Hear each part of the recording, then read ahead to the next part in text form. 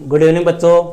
देखो भैया, अपने पॉलिटिकल साइंस में दो बुक है, जिसमें से अपने शीतयुद्ध वाली जो बुक थी वो अपने कंप्लीट हो चुकी है। सेकंड बुक जो है वो है भैया स्वतंत्र भारत में राजनीति, और इस बुक में अपने एक चैप्टर शेष रहा है। और वो चैप्टर मैंने जानबूझकर इसलिए छोड़ा था क्योंकि वो चैप्टर जो है वो पूरी बुक में एक अलग ही चैप्टर है, उसको थोड़ा सा आपको अच्छी तरह से समझना पड़ेगा, इसलिए मैंने इस चैप्टर को एक बार छोड़ दिया था। और चैप्टर का नाम है भैया भारतीय राजनीति में नए बदलाव। बड़ा इंटरेस्टिंग चैप्टर है। इस चैप्टर में छोटे बड़े बहुत अच्छे अच्छे क्वेश्चन आपकी एग्जाम की दृष्टि से है, और साथ ही साथ में कंपटीशन एग्जाम में भी इससे क्वेश्चन पूछे जाते हैं। जैसे आपको दो टॉपिक बताऊं आज की क्लास के, बाबरी मस्जिद का विध्वंस और मंडल मुद्दे का उदय। ये दोनों टॉपिक ऐसे हैं भैया जो अपने राजस्थान बोर्ड के एग्जाम में कम से कम 3-3 4-4 बार आ चुके हैं। जैसे ये मंडल आयोग वाला है, आप पीछे के पेपर उठा के देखो अपने राजस्थान बोर्ड के। राजस्थान बोर्ड में भैया ये क्वेश्चन देखो, मेरे पास पेपर है, 2013 में भी आ चुका है, 2015 में आ चुका है, 2017 में आ चुका है। 3 बार ये क्वेश्चन आ चुका है, 4-4 अंक का पूछा जा चुका है। ठीक है, ये क्वेश्चन है अपने 2-3 बार ये क्वेश्चन आ चुका है। ठीक है, तो आज की क्लास जो होगी ये अपना अंतिम चैप्टर है। इस चैप्टर को अपने बड़े ही डिटेल से एक साधारण लैंग्वेज में अपने पढ़ेंगे ताकि आप लोगों को अच्छी तरह से समझ में आ सके। लेकिन स्टार्ट करने से पहले भैया आज का अपना क्वेश्चन, जिसका आंसर आपको कमेंट बॉक्स में देना है। क्वेश्चन है भैया, वह कौन से आम चुनाव है जिनके परिणामों को राजनीतिक भूकंप की संज्ञा दी गई। मतलब भारत में अपने जितने भी चुनाव हुए, चाहे वो 1952 के हो, चाहे 57 के हो, चाहे 62 के हो, चाहे 67 के हो, कौन से ऐसे आम चुनाव थे जिनको राजनीतिक परिवेशकों ने राजनीतिक भूकंप की संज्ञा दी। इसका आंसर आपको कमेंट बॉक्स में देना है। अब स्टार्ट करते हैं भैया अपना चैप्टर। देखो, इसमें अपने बात करेंगे भैया कौन से दशक की, 1990 के दशक की। लेकिन 1990 के दशक में जाने से पहले अपनी बुक जो है वो स्टार्टिंग होती है भैया 1980 के दशक में आए बदलाव। सबसे पहली बात तो गुरुजी दशक का ही हुए। दशक बोलते हैं भैया 10 सालों को। ठीक है, 10 सालों को कि 1980 के दशक में 1980 से लेकर 1990 के बीच में कौन कौन से चेंजिंग आए उनके बारे में अपने चर्चा करेंगे। फिर अपने पढ़ेंगे 1990 के बाद की घटनाएं। क्लियर है? तो भैया अपने 1980 के दशक में जो बदलाव आए उनके बारे में चर्चा करते हैं।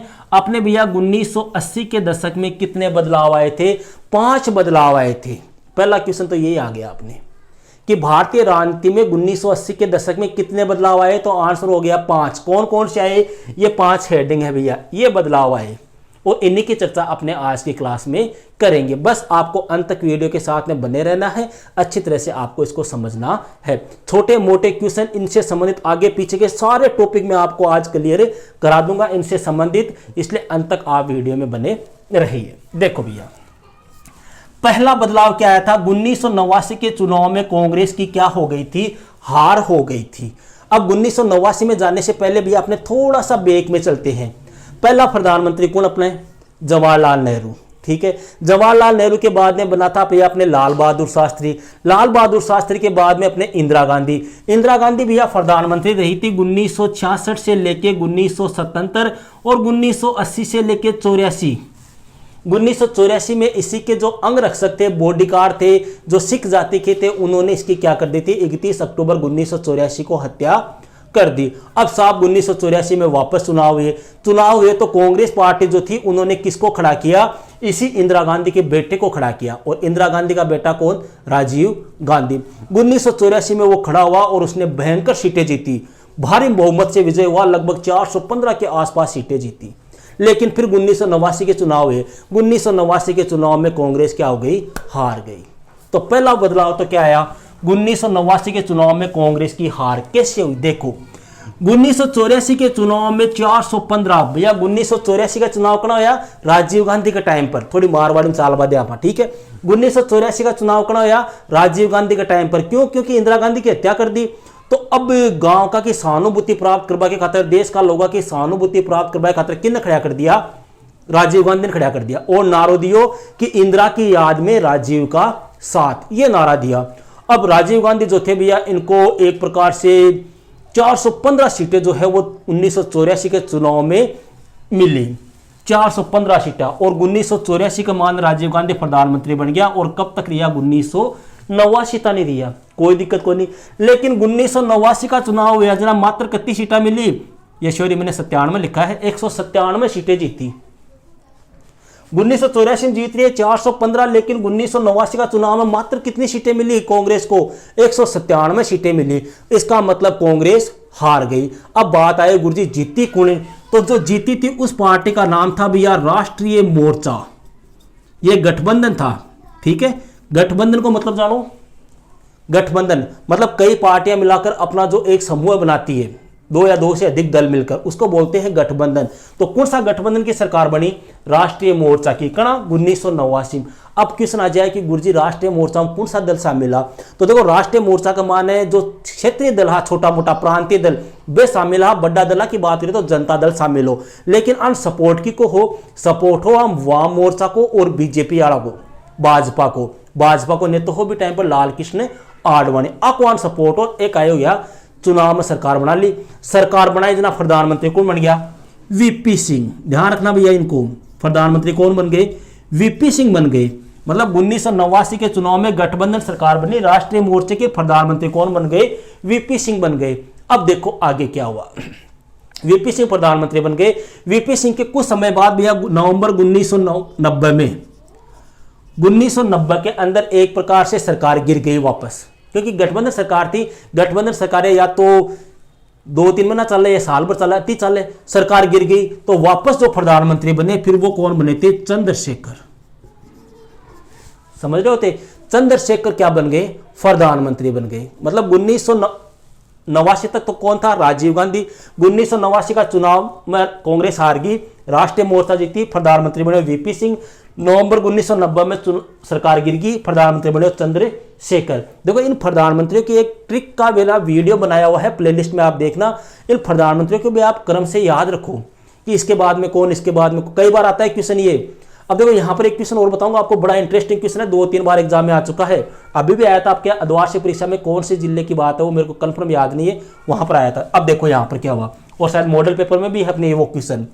चंद्रशेखर प्रधानमंत्री बन गया। अब चंद्रशेखर प्रधानमंत्री बन गया तो भैया इसी समय अपने मतलब ये किसी सरकार बन गई थी, यहां पर गठबंधन की सरकार बन गई थी, यहां तक क्लियर है। फिर 1991 इसी में वापस मध्यावधि चुनाव हुए भैया। मध्यावधि चुनाव इसलिए हुए थे क्योंकि 1991 में भैया राजीव गांधी की हत्या हो गई थी। 1991 मध्यावधि चुनाव हुआ। मध्यावधि चुनाव में वापस कौन सी पार्टी जीत गई? कांग्रेस जीत गई। और कांग्रेस जीतने के बाद में प्रधानमंत्री कौन बने हो? पीवी नरसिम्हा राव। ठीक है। अब यहां पर देखो एक क्वेश्चन आता है कि राजीव गांधी की हत्या के बाद प्रधानमंत्री कौन बने? तो पीवी नरसिम्हा राव। क्वेश्चन आता है राजीव गांधी के बाद में प्रधानमंत्री कौन बने? तो वीपी सिंह। क्यों? 89 में तो जीतो ही हो राजीव गांधी, तो 89 में तो प्रधानमंत्री वीपी सिंह ही बनाता। लेकिन अगर क्वेश्चन आ जाए राजीव गांधी की हत्या के बाद प्रधानमंत्री कौन बना? तो पीवी नरसिम्हा राव। क्यों? क्योंकि मई 1991 में भैया जो चुनाव हुए थे उस समय किसकी मृत्यु हो गई थी? अपने राजीव गांधी की मृत्यु हो गई थी। मई 1991 में राजीव गांधी क्या हो गई थी? तमिलनाडु में मृत्यु हो गई थी, हमला हो गया था उनके ऊपर। ठीक है। तो इस प्रकार से कहने का मतलब हो गया कि 1989 में कांग्रेस प्रणाली की क्या हो गई भैया? समाप्ति हो गई। क्योंकि 1989 में कांग्रेस हार गई तो कांग्रेस प्रणाली की क्या हो गई? समाप्ति होगी। अब 8वां जगह क्वेश्चन आप सुनिए। पहला क्वेश्चन तो 1980 के दशक में कौन से बदलाव आए? 5 लिख देना। ठीक है। 1984 के आम चुनाव में कांग्रेस ने कितनी सीटें जीती? पहला क्वेश्चन। दूसरा क्वेश्चन भैया 1989 के आम चुनाव में कांग्रेस ने कितनी सीटें जीती? 1989 के आम चुनाव में कौन सी पार्टी की सरकार बनी या कौन से गठबंधन की सरकार बनी? राष्ट्रीय मोर्चा की बनी। प्रधानमंत्री कौन बना? अपने वीपी सिंह। वीपी सिंह के बाद में चंद्रशेखर। ठीक है। राष्ट्रीय मोर्चा को किन का सपोर्ट था? जनता दल का या क्षेत्रीय दलों का सपोर्ट था। ठीक है। हालांकि बीजेपी और वाम मोर्चा ने भी इनको क्या किया था? बाहर से सपोर्ट किया था। इतनी बात क्लियर है। अब आगे चलो। दूसरा जो बदलाव आया था वो था भैया मंडल मुद्दे का उदय। देखो मैं अभी भी बता रहा हूं भैया, ये टॉपिक अपने बुक के स्टार्टिंग में बस इतना ही दिया हुआ है, लेकिन मैं एक साथ इसको समझा रहा हूं, या आगे डिटेल से दिया हुआ है अपनी बुक में। ठीक है। लेकिन मैं यहीं पर आपको इसको क्लियर कर रहा हूं पूरा, इसलिए इसको अच्छी तरह से समझना। मंडल मुद्दे का उदय। अब बात यह आती है गुरुजी ये मंडल मुद्दा है क्या? देखो भैया अपने जब देश का संविधान बना था तब वे पिछड़ी जातियां जो थी, अनुसूचित जातियां, अनुसूचित जनजातियां, SC ST, इनको तो आरक्षण दे दिया था। लेकिन अपने कुछ OBC में भी अपने कुछ मतलब कहने का मतलब हो गया कि SC ST के अलावा भी कुछ ऐसी जातियां थी जो काफी पिछड़ी हुई थी, और उन जातियों को अपने बिहार साइड में, अपने दक्षिण भारत में आरक्षण मिला हुआ था। मतलब OBC में कुछ जातियों को आरक्षण मिला हुआ था। तो उत्तर भारत के लोगों ने मांग की कि हमें भी क्या दिया जाए, आरक्षण दिया जाए। तब भैया एक आयोग गठित किया गया था, उसी आयोग का नाम है मंडल आयोग। इसको समझो, देखो है क्या, अपील यानी अन्य पिछड़ा वर्ग को आरक्षण देने के लिए भैया जो आयोग गठित किया गया, उसी आयोग को कहते हैं अपने मंडल आयोग या मंडल कमीशन या अपने दूसरा पिछड़ा वर्ग आयोग। देखो यह गठन क्यों किया गया था, इसलिए किया गया था क्योंकि दक्षिण में भैया 1960 से ओबीसी को आरक्षण था, तो उत्तर भारत के लोगों ने कहा हमें भी आरक्षण दो। तो उत्तर भारत में आरक्षण देने के लिए भैया जो आयोग गठित किया गया, आरक्षण किनको, अन्य पिछड़ा वर्ग को, अदर बैकवर्ड क्लासेज, इनको आरक्षण देने के लिए जो आयोग गठित किया गया उसको बोलते हैं अपने मंडल आयोग। क्लियर है। 1977 से 79 के मध्य जनता पार्टी ने आरक्षण की बात उठाई। सबसे पहले आरक्षण की बात कौन सी पार्टी ने उठाई थी, इस जनता पार्टी ने उठाई थी कि हां अगर दक्षिण में आरक्षण मिला हुआ है तो उत्तर में भी पिछड़े वर्ग को आरक्षण मिलना चाहिए। तब भैया केंद्र सरकार ने 1978 में एक आयोग का गठन किया और उसी आयोग को बोलते हैं अपने मंडल आयोग। क्यों, क्योंकि इसका जो अध्यक्ष था ना भैया, उसका क्या नाम था, बीपी मंडल, पूरा नाम बिंदेश्वरी प्रसाद मंडल। तो इनके नाम के आगे क्या लगा हुआ है, मंडल लगा हुआ है। ये इनके अध्यक्ष थे इस आयोग के, इसलिए इस आयोग का नाम क्या पड़ गया, मंडल आयोग या मंडल कमीशन आयोग भी इसको कहते हैं। और इसको भैया दूसरा पिछड़ा वर्ग आयोग भी कहा जाता है। क्यों, क्योंकि ये दूसरी बार बना था, इससे पहले भी एक बार पिछड़ा वर्ग आयोग बन चुका है, ये दोबारा बना था, इसलिए इसको दूसरा पिछड़ा वर्ग आयोग भी कहते हैं। क्लियर है यहां तक। अब यहां पर देखो कई क्वेश्चन आ गए, मंडल आयोग का गठन कब हुआ, दूसरा पिछड़ा वर्ग आयोग क्या है, ये बीपी मंडल, ये मंडल आयोग के अध्यक्ष कौन थे, बीपी मंडल थे। अब बीपी मंडल कौन थे ये भी आपको बता दूं, ये भैया बिहार के सांसद रह चुके थे और 1.5 माह तक, मतलब 45 दिन तक ये बिहार के मुख्यमंत्री भी रहे थे। अब बिहार में ओबीसी वालों को आरक्षण था, तो इन्हीं को कह दिया कि यार आप ही देखो क्या करना है, कैसे करना है, इसलिए इनको अध्यक्ष बनाया गया था। अब बात आती है मंडल आयोग का गठन क्यों किया गया, तो गठन किया गया था भैया पिछड़े वर्ग के लोगों की स्थिति सुधारने के उपाय बताने के लिए, कि जो पिछड़े वर्ग के लोग हैं भैया उनकी कंडीशन कैसे सुधारे, उनकी सामाजिक आर्थिक शैक्षिक स्थिति में किस प्रकार से सुधार करे, इसके लिए यह आयोग गठित किया गया था। कब, 1978 में। अध्यक्ष कौन, बिंदेश्वरी प्रसाद मंडल। अब आगे देखो, अब भैया ये जो आयोग है, इस आयोग ने अपनी रिपोर्ट या सिफारिश जो है वो कब दी, 1980 में पेश की। और इन्होंने कहा कि पिछड़े वर्ग को भैया कम से कम कितना % आरक्षण दिया जाना चाहिए, 27% आरक्षण दिया जाना चाहिए, तब इनकी स्थिति में क्या हो सकता है, सुधार हो सकता है। ध्यान रखना भैया, आयोग का गठन कब, 1978 में, रिपोर्ट कब, 1980 में। कितने % आरक्षण की बात, 27%। ठीक है। अब 1990 में भैया राष्ट्रीय मोर्चा की सरकार जो थी, राष्ट्रीय मोर्चा की थी यहां पर, 1989 में जीत गई थी। राष्ट्रीय मोर्चा की सरकार ने सिफारिश लागू करने का क्या ले लिया, फैसला ले लिया कि राष्ट्रीय मोर्चा सोचा कि ठीक है आपने तो लागू कर दियो, आगे जा रहा अपने फायदों सी, ओबीसी वोट अपनी देसी। लेकिन उसी समय क्या हो गया भैया, हिंसक विद्रोह हो गया, लोगों ने विद्रोह कर दिया कि ये कोई तरीका नहीं है, आप हर किसी को आरक्षण दे रहे हो। कुछ लोग जो पक्ष में थे उन्होंने विद्रोह कर दिया, कुछ लोग विपक्ष में थे उन्होंने विद्रोह कर दिया, मतलब पक्ष और विपक्ष वाले लोग आपस में झगड़ने लग गए। और यह मामला कहां चला गया, कोर्ट में चला गया। और कोर्ट में जो केस दायर हुआ उस केस का नाम था भैया इंदिरा शाहनी केस। किस नाम से, इंदिरा शाहनी केस। इंदिरा शाहनी नाम क्यों पड़ा भैया, क्योंकि इसी व्यक्ति ने भैया अपने सरकार के खिलाफ कोर्ट में क्या दायर की थी, अर्जी या मुकदमा दायर किया था। अब देखो कई बार आ जाए अपने क्वेश्चन आइडो है वो देख जियो थे पिछला पेपर में कि इंदिरा शाहनी केस का संबंध किससे है, तो आप सब लिखोगे गुरुजी अन्य पिछड़ा वर्ग आयोग से। अन्य पिछड़ा वर्ग आयोग से नहीं है, इन्होंने केस किया था मौलिक अधिकारों के उल्लंघन के लिए। इन्होंने कहा था कि अपने समानता का अधिकार मिला हुआ है, समानता के अधिकार के तहत भारत में रहने वाले सभी लोग समान हैं, तो फिर इनको आरक्षण क्यों दिया जा रहा है, इस बात को लेकर इन्होंने क्या किया था, केस किया था। और उस मामले को क्या कहते हैं, इंदिरा शाहनी केस। 1990 में केस कर दिया, केस करता हुआ मामला वापस दब गया। 1992 के माने इस मामला की सुनवाई हुई और सर्वोच्च न्यायालय ने यह आदेश दिया कि सरकार जो है वो क्या कर रही है, ओबीसी को आरक्षण देकर सही कार्य कर रही है। मतलब 1992 में इस मामले की सुनवाई हुई। ये था भैया अपने कौन सा आयोग, मंडल आयोग। 3 बार बोर्ड एग्जाम में क्वेश्चन आ चुका है और इस बार भी आप कंफर्म मान के चल लो। तीसरा सुधार हुआ था भैया नए आर्थिक सुधार, मतलब देश की प्रगति के करने के लिए, देश को आगे बढ़ाने के लिए, देश का विकास करने के लिए कुछ सुधार प्रारंभ किए गए थे। ठीक है।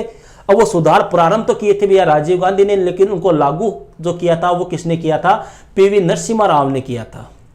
ये सुधारों की प्रक्रिया किसके समय प्रारंभ हुई थी? राजीव गांधी। देखो थोड़ा सा इसको, इस दौर में जो नई आर्थिक नीतियां अपनाई गई वो बदल चुकी थी, इसलिए इसे ढांचागत समायोजन कार्यक्रम या नए आर्थिक सुधारों के नाम से जाना जाता है। क्लियर है? इन सुधारों का प्रारंभ किसने किया था भैया? राजीव गांधी ने। राजीव गांधी ने कब? जब वो 1984 में क्या बन गए थे? देश के प्रधानमंत्री बन गए थे। लेकिन इन सुधारों को जो लागू है वो किसने किया था? इन सुधारों में बदलाव किसने किया था? वो किया था भैया पीवी नरसिम्हा राव ने। क्यों? क्योंकि यहाँ पे 1991 मध्य अवधि चुनाव हुए, चुनाव के बाद में प्रधानमंत्री कौन बना? पीवी नरसिम्हा राव। तो पीवी नरसिम्हा राव ने भैया इन सुधारों को 1991 से इनमें बदलाव करके इनको लागू किया। और इस समय अपने देश के जो वित्त मंत्री थे वो कौन थे? मनमोहन सिंह, जो अपने 2004 से 2014 तक देश के प्रधानमंत्री भी रहे थे। क्लियर है? प्रमुख सुधारों में बात करें तो भैया उदारीकरण है, वैश्वीकरण है, विदेशी निवेश है, इस प्रकार के सुधार किए गए। उदारीकरण क्या होता है भैया? जो आयात निर्यात के ऊपर जो टैक्स वगैरह, चुंगी वगैरह, कर वगैरह जो लगता है उसको हटाना, मतलब मुक्त व्यापार, स्वतंत्र व्यापार, इसको बोलते हैं लाइबरलिज्म। वैश्वीकरण यानी ग्लोबलाइजेशन, भूमंडलीकरण या वैश्वीकरण, मतलब एक देश की अर्थव्यवस्था को दूसरे देश की अर्थव्यवस्था के साथ में जोड़ना या मिलाना, वह क्या कहलाता है? वैश्वीकरण। तो ये प्रक्रिया लागू कर दी। विदेशी निवेश, मतलब विदेश में क्या करना? धन का निवेश करना या विदेशी धन का अपने देश में निवेश करना, इस प्रकार के सुधार किए गए थे। प्रारंभ किसके समय? राजीव गांधी के समय। सुधार किसके समय? नरसिम्हा राव के समय। अब यहाँ पे क्वेश्चन सुनना, अब मैंने आपको पूरा बता दिया, लेकिन क्वेश्चन देखो कैसे आता है। क्वेश्चन आता है कि राजीव गांधी के सपनों को साकार करने वाला प्रधानमंत्री कौन था? राजीव गांधी ने यहाँ सपना ही देखा था, लेकिन 1991 में तो उसकी मृत्यु हो गई थी। तो साकार किसने किया था? पीवी नरसिम्हा राव ने। अब फिर आप कहोगे गुरुजी वाले तो थे, बताए नहीं। ये बनाए हुए क्वेश्चन है भैया, कैसे भी पूछ सकते हैं आपको, थोड़ा सा आपको ध्यान रखना है। चौथा सुधार हुआ था भैया बाबरी मस्जिद का विध्वंस। इसके ऊपर बड़ी डिटेल से अपने किताब में है, इसलिए यहां पर अपने सिर्फ पॉइंट पॉइंट में आपको बता रहा हूं। बाबरी मस्जिद है क्या भैया? बाबरी, देखो हिंदुस्तान में भैया अपने 1525 ईस्वी में एक मुगल शासक आया था जिसका नाम था बाबर। ये कौन था? मुगल शासक था, भारत में आने वाला पहला मुगल बादशाह। बाबर, बाबर को बेटो हुमायूं, हुमायूं को अकबर, अकबर को जहांगीर, जहांगीर को शाहजहां, शाहजहां को औरंगजेब। तो ये जो बाबर था, इस बाबर का एक सिपाही सालार था, एक सेनापति हो, एक सैनिक हो, ये मान लो, बी को नाम हो मीर बाकी। इस मीर बाकी ने क्या किया भैया? अयोध्या, अयोध्या जानते हो आप, राम की जन्मभूमि है, वहां पर बहुत सारे राम के मंदिर बने हुए हैं। तो इस मीर बाकी ने क्या किया? राम के एक मंदिर को तोड़ डाला और वहां पर क्या बना दी भैया? एक मस्जिद बना दी, और उस मस्जिद का नाम बाबर के नाम पर क्या रख दिया? बाबरी मस्जिद रख दिया। अब साहब यहां पर जो हिंदू थे, उन हिंदुओं ने इसका विरोध किया, कई बार दंगे हुए, हिंसा हुई, मारपीट हुई, और दिसंबर 1992 ईस्वी में इस मस्जिद को क्या कर दिया गया? गिरा दिया गया। इसकी डिटेल से चर्चा अपने आगे करेंगे, यहां पर अपने नहीं करेंगे इसकी, ठीक है। पांचवा जो सुधार हुआ था वो हुआ था भैया राजीव गांधी की हत्या। पांचवा जो बदलाव आया था वो क्या आया था? राजीव गांधी की हत्या हो चुकी थी भैया 1991 में। देखो हत्या कैसे हुई थी। इनका जन्म हुआ था भैया 1944 में, और ये किसके पुत्र थे? इंदिरा गांधी के पुत्र थे। इनके पिता का नाम था फिरोज खान। देखो नेहरू जी की पत्नी को नाम कमला नेहरू, नेहरू जी की बेटी इंदिरा गांधी, इंदिरा गांधी को पति फिरोज खान, फिरोज खान और इंदिरा गांधी को बेटो कौन? राजीव गांधी, राजीव गांधी की पत्नी कौन? सोनिया गांधी, और सोनिया गांधी और राजीव गांधी को बेटो कौन? सबने ध्यान था, राहुल गांधी, ठीक है। 1984 तक 1989 तक ये भारत के प्रधानमंत्री रहे थे, और भैया 1984 में जो चुनाव हुए थे उन चुनाव में इन्होंने कितनी सीटें जीती थी? 415 सीटें जीती थी। इन्होंने भैया खुली अर्थव्यवस्था एवं कंप्यूटर प्रौद्योगिकी का समर्थन किया, मतलब कंप्यूटर को लाने का श्रेय जो है भारत में इन्हीं को बनाता है। इन्होंने कहा कि देश की अर्थव्यवस्था भी है वो कैसी होनी चाहिए? खुली होनी चाहिए, खुलापन उसमें होना चाहिए। इन्होंने भैया सिंहली और तमिल समस्या को सुलझाने के लिए श्रीलंका में शांति सेना भेजी थी, और वो कब भेजी थी? 1989 में। अब बात आओ गुरुजी सिंहली और तमिल समस्या है कहीं? सुन जो ओ आप देश है इंडिया मान लो, दक्षिण को एरिया हो गयो, ओटे श्रीलंका, ओटे तमिलनाडु। अब देखो यहां पर अपने 1947-48 से पहले की बात करें, श्रीलंका आजाद हुआ था 1948 में, भारत आजाद हुआ था 1947 में। यहां पर किन का अधिकार था? अंग्रेजों का अधिकार था। तो अंग्रेज क्या करते थे भैया? यहां से श्रीलंका पर भी अंग्रेजों का अधिकार था, इधर भी अंग्रेजों का था। तो अंग्रेज क्या करते थे? बागानों में काम कराने के लिए या खदानों में काम कराने के लिए भारत से क्या ले जाते थे? मजदूरों को दूसरे देश में ले जाते। अब श्रीलंका मजदूर ले जानी है तो ये तो हाथ को नहीं उठाओ, को जम्मू कश्मीर से पंजाब से उठाओ ले जैसी, क्यों? क्योंकि करना वही पड़े। तो इन्होंने क्या किया, अंग्रेजों ने यहां से मजदूर कहां ले गए काम कराने के लिए? श्रीलंका में ले गए, तमिलनाडु से। ठीक है, अब जिन मजदूरों को ले जाया गया था वो मजदूर वहीं पर बस गए। 1947 में भारत आजाद हो गया, 1948 में श्रीलंका आजाद हो गया। भारत से उसका मजदूर गया बे तो कहलाया बड़े तमिल, और श्रीलंका की जाति ही बा कौन सी ही? सिंहली। तो इन सिंहली लोगों ने इन तमिलों का विरोध किया कि आप यहाँ के नहीं हो, आप यहाँ से जाओ। उनमें मतलब एक प्रकार से जातीय संघर्ष छिड़ गया। तब श्रीलंका में भैया अपने राजीव गांधी ने शांति सेना भेजी थी कि हाँ बड़े शांति स्थापित कर दिया। बस सेना कड़ा भेजी 1989 में। हालांकि शांति सेना अपने मकसद में कामयाब नहीं हुई, शांति स्थापित करने में वो असफल हो गई। क्लियर है। मई 1991 की बात है, राजीव गांधी भैया तमिलनाडु में गए थे प्रचार करने के लिए। वो भाषण दे रहे थे, तभी एक महिला उनके पास में आई और उनको माला पहनाने लगी और उनके पैर छूने लगी और बम से राजीव गांधी को साथ में लेकर मर गई। मतलब आत्मघाती हमला हुआ था। कई बार आप फिल्मों में नहीं देते, कोई बम बांध के आता है अपने शरीर के ऊपर, वो किसी के पास में जाता है, खुद भी मरता है और पास वाले को भी लेकर मर जाता है। तो मई 1991 में तमिलनाडु में आत्मघाती हमले में भैया राजीव गांधी की क्या हो गई? हत्या हो गई। यहां पर देखना भैया, मई 1991 में और मई 1964 में किन की मृत्यु हुई थी? जवाहरलाल नेहरू की। और भी मई में मरे। ठीक है, और जवाहरलाल नेहरू भी कब मरा था? मई में मरा। ठीक है, मतलब इसके नाना जी हो गए वैसे देखे तो। और यह हत्या जो है वो कौन से संगठन ने की थी भैया? श्रीलंकाई तमिलों का एक उग्रवादी संगठन है जिसका नाम है लिट्टे। इसके द्वारा यह हत्या की गई थी। इनकी मृत्यु के बाद भैया वापस क्या हुए थे? मध्यावधि चुनाव हुए थे। वो अभी यहां बता चुका हूं मैं कब हुए थे, 1991 में हुए थे। और प्रधानमंत्री कौन बना था? पीवी नरसिम्हा राव। ये क्या बने थे? देश के प्रधानमंत्री बने थे। तो ये थी भैया अपने आज की क्लास। अब आप कॉपी निकालो, हेडिंग लगाओ 1980 के दशक के बाद आए बदलाव। ठीक है, और थोड़ा स्पीड से लिखो। इसमें लिखो 1980 के दशक के बाद भारतीय राजनीति में निम्न बदलाव आए। नंबर 1, 1989 के चुनाव में कांग्रेस की हार। लिखो इसमें 1989 में हुए चुनाव में कांग्रेस को मात्र 197 सीटें मिली, जबकि इसी कांग्रेस ने इंदिरा गांधी की हत्या के बाद 1984 के चुनाव में 415 सीटें जीती थी और राजीव गांधी प्रधानमंत्री बने थे।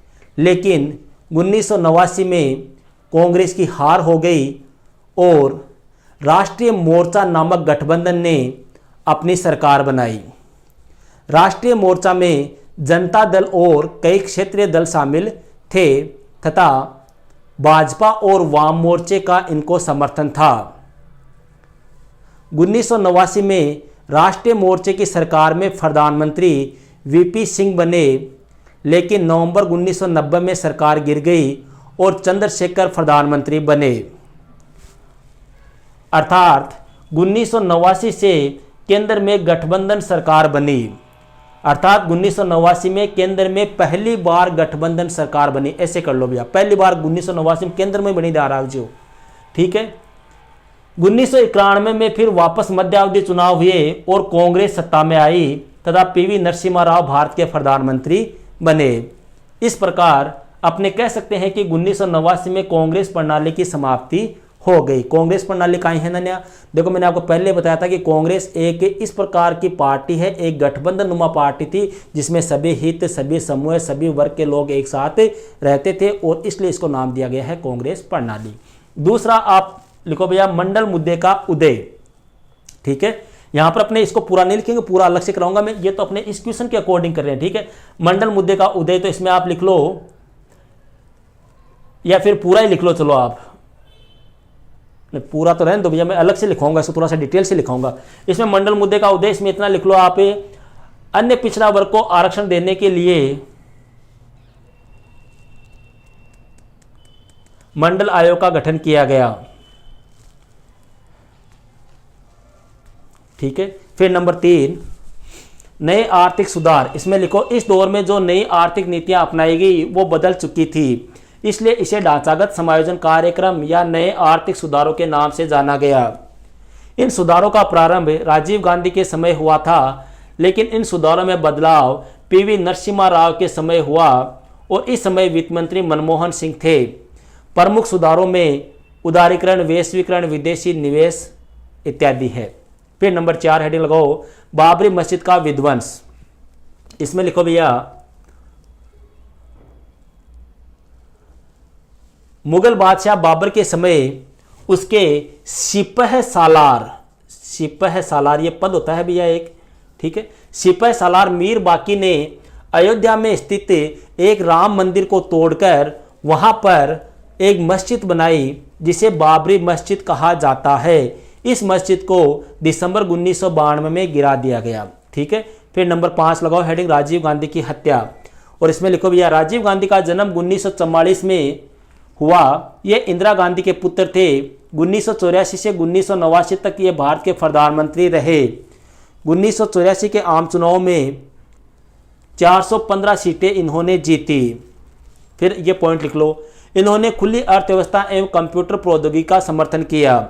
नंबर 2, सिंहली और तमिल समस्या को सुलझाने के लिए श्रीलंका में 1989 में शांति सेना भेजी। फिर नंबर 3, मई 1991 में तमिलनाडु में हुए आत्मघाती हमले में इनकी हत्या हो गई। यह हत्या श्रीलंकाई तमिलों के एक उग्रवादी संगठन लिट्टे द्वारा की गई। लिट्टे क्या है? श्रीलंकाई तमिलों का एक उग्रवादी संगठन। फिर नीचे लाइन लिख लो भैया, इनकी मृत्यु के बाद मध्यावधि चुनाव हुए। इनकी मृत्यु के बाद 1991 में मध्यावधि चुनाव हुए जिनमें पीवी नरसिम्हा राव भारत के प्रधानमंत्री बने, ठीक है। ये हो गया। अब आप हेडिंग लगाओ मंडल आयोग, इसको डिटेल से लिखेंगे। मंडल आयोग वो उसकी सिफारिश है, ऐसी हेडिंग लगाओ। और इसमें लिखो भैया, दक्षिण भारत में 1960 से ओबीसी को आरक्षण प्राप्त था। इसके अलावा बिहार में भी अन्य पिछड़ा वर्ग को आरक्षण मिला हुआ था। तब उत्तर भारत के लोगों ने भी आरक्षण की मांग की। सबसे पहले 1977 से 1979 के मध्य जनता पार्टी ने आरक्षण की बात उठाई। तब अन्य पिछड़ा वर्ग को आरक्षण दिलाने के लिए आरक्षण के मुद्दे पर केंद्र सरकार ने 1978 में एक आयोग का गठन किया जिसके अध्यक्ष बीपी मंडल ब्रैकेट में कर लेना बिंदेश्वरी प्रसाद मंडल थे। इसलिए इस आयोग को मंडल आयोग या मंडल कमीशन आयोग कहा जाता है। यह दूसरा पिछड़ा आयोग था, इसलिए इसे दूसरा पिछड़ा वर्ग आयोग भी कहा जाता है। इस आयोग का गठन पिछड़े वर्ग के लोगों की स्थिति सुधारने के उपाय बताने हेतु की गई, ठीक है। आगे लिखो, पैराग्राफ चेंज करके लिखो, इस आयोग ने सुधारने के लिए की गई। फिर आगे लिखो, मंडल आयोग का गठन भारतीय समाज के विभिन्न वर्गों के बीच शैक्षिक और सामाजिक पिछड़ेपन की व्यापकता का पता लगाने और इन पिछड़े वर्गों की पहचान के तरीके बताने के लिए भी किया गया था। अब इसमें हेडिंग लगाओ भैया, मंडल आयोग की सिफारिश है। आयोग ने सन 1980 में अपनी सिफारिश पेश की। इस समय तक जनता पार्टी की सरकार गिर चुकी थी। जनता पार्टी मतलब ये यहाँ पर थी ना, ये इस समय गिर चुकी थी। आयोग का सुझाव था कि पिछड़े वर्ग को पिछड़ी जाति के अर्थ में स्वीकार किया जाए। आयोग ने एक सर्वेक्षण किया और पाया कि इन पिछड़ी जातियों की शिक्षा संस्थाओं तथा सरकारी नौकरियों में बड़ी कम मौजूदगी है। इस वजह से आयोग ने इन समूहों के लिए शिक्षा संस्थाओं तथा सरकारी नौकरियों में 27% आरक्षण देने की सिफारिश की। 1990 में राष्ट्रीय मोर्चा की सरकार ने, 1990 में यही थी भैया राष्ट्रीय मोर्चा की सरकार, क्यों 1989 चुनाव में जीत चुकी थी। सरकार ने सिफारिश लागू करने का फैसला किया, परंतु इसी समय विद्रोह हो गया और मामला कोर्ट में चला गया। यह मामला इंदिरा साहनी केस के नाम से जाना जाता है। 1992 में सर्वोच्च न्यायालय ने इस मामले की सुनवाई की और सरकार के पक्ष में फैसला सुनाया। तो ये थी भैया अपने आज की क्लास। मिलते हैं नेक्स्ट वीडियो में नेक्स्ट टॉपिक के साथ। That's all.